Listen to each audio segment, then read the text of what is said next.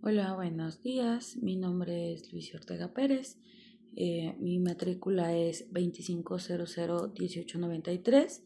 Esta es una actividad correspondiente al reto número 2, denominado la personalidad y su validación ante el registro civil, de la materia de Derecho de Personas y Familia de la licenciatura en Derecho de esta honorable institución. Es así que pues quiero comenzar dándoles la bienvenida y mencionándoles que vamos a hablar sobre un tema que es muy fundamental en el derecho civil, que es lo que son los atributos de la personalidad y en este caso su relación con las actas expedidas por el registro civil. Entonces, primero vamos a definir que los atributos de la personalidad son aquellas características con las que vamos a identificarnos y nos van a permitir distinguir a una persona dentro de una sociedad, tomando en cuenta que es una persona física y no una moral. Entonces, es de estos atributos que nos permiten ejercer derechos y cumplir las obligaciones que nos impone la ley. Hoy vamos a hablar de cuatro atributos, que el primero de ellos es el nombre. En este es el primer atributo con el cual se identifica una persona en la sociedad y ante el Estado de manera legal. Es por eso que está compuesto de su nombre propio y de los apellidos. En este caso, su servidora, como les mencioné al inicio, soy Luisi Ortega Pérez. Entonces, esos son los nombres con el que me identifico en sociedad y ante el Estado como una persona jurídica. Este nombre pues se registra desde el momento del nacimiento, por lo que aparece registrado en el acta. En esta acta también se asentan los nombres y apellidos, en este caso mío, que soy la persona que fue registrada, así como los de mis padres, que se encuentran en un apartado que vienen datos de los padres. Si en caso de que llegue a haber un cambio de nombre que haya sido autorizado judicialmente, también se anota como en una anotación marginal al reverso del acta, ¿sí? Entonces, es en este caso que pues sería particularmente Luisi Ortega Pérez, y este documento comprueba que yo existo y que soy parte de una sociedad y que soy parte de un estado. El segundo atributo va a ser el domicilio. En este es donde una persona reside con el propósito de establecerse o donde supuestamente o la ley cree que vive. Es importante que para esto tenemos que tener en cuenta la jurisdicción a la hora de llevar a cabo un acto jurídico. Es decir, yo actualmente resido en el estado de Guanajuato, por lo que si yo llego a obtener un compromiso legal, como digamos un matrimonio, la jurisdicción pues va a ser dentro de este mismo estado de Guanajuato.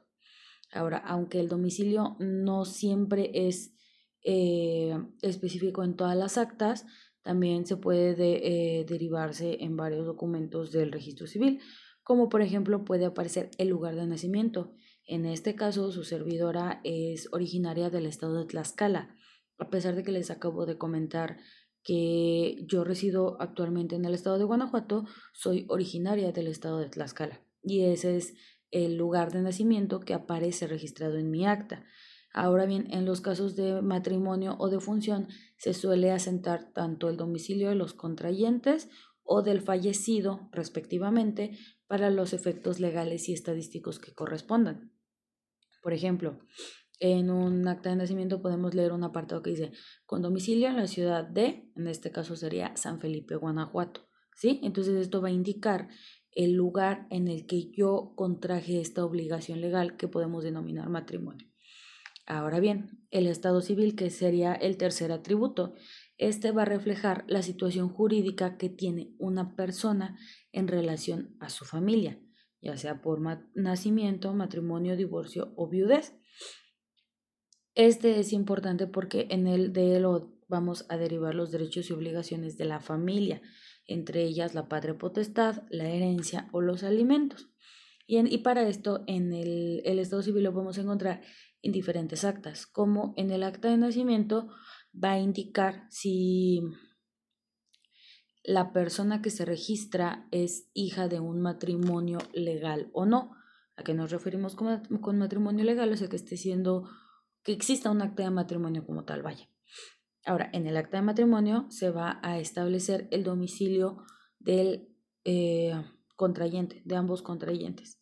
Eh, en el acta de divorcio o de nulidad de matrimonio, que pues Actualmente se sabe que ya no se expide un acta de divorcio como tal, sino que se realiza una anotación marginal, pero pues en el caso de cuando había este tipo de actas, se tomaba el cambio de estado civil a divorciado.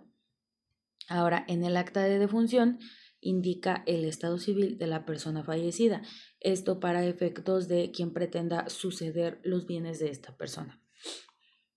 Y el cuarto punto, que es el cuarto atributo que vamos a manejar el día de hoy, lo vamos a denominar como la capacidad.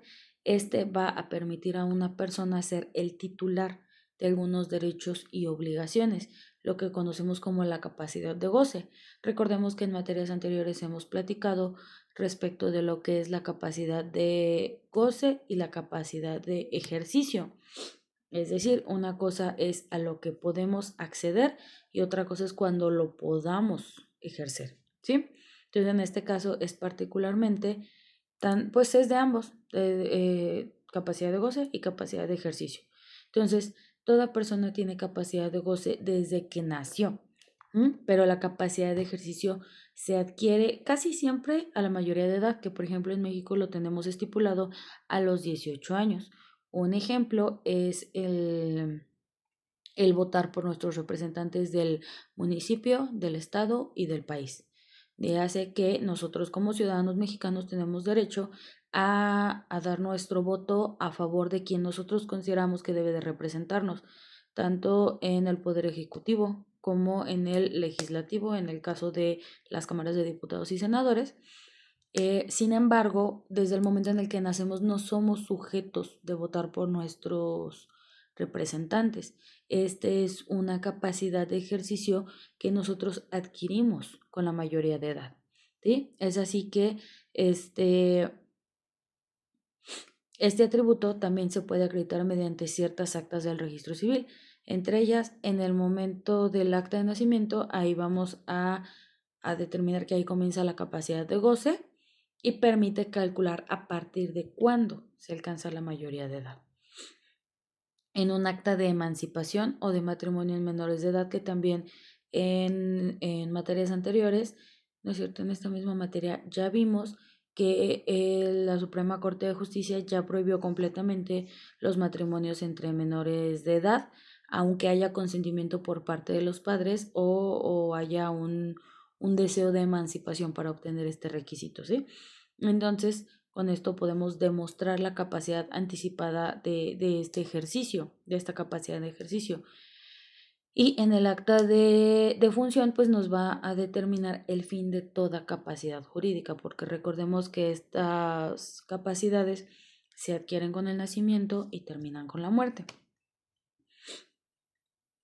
Y pues ya, para finalizar, me gustaría leerles una pequeña conclusión que redacté que dice así. Los atributos de la personalidad son bases que nos identifican y nos permiten actuar dentro del marco legal.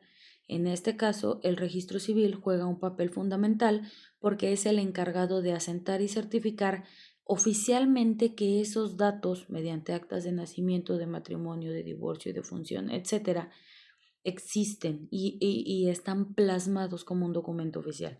Y entonces, pues conocer estos atributos nos ayuda a comprender cómo es que el derecho protege nuestra identidad y garantiza el reconocimiento de cada persona dentro del Estado. Es importante que recordemos que sin estos atributos y sin el registro civil no podríamos ser reconocidos jurídicamente como personas ante la ley. Sin más que agregar, eso sería todo de mi parte. Que tengan excelente día. Hasta luego.